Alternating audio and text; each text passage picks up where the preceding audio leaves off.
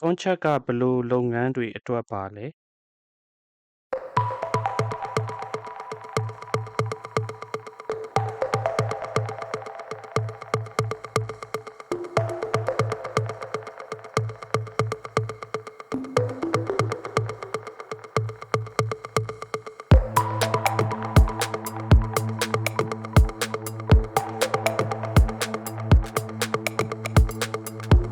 ခု voice message ပို့လိုက်တာကို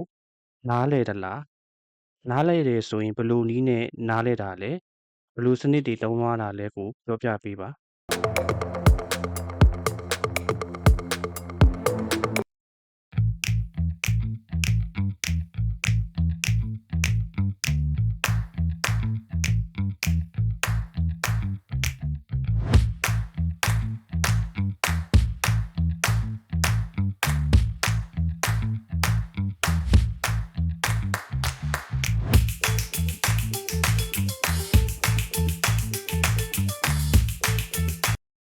ဆိုတော့က voice message ကို AI နဲ့နားလည်တယ်ဆိုရင်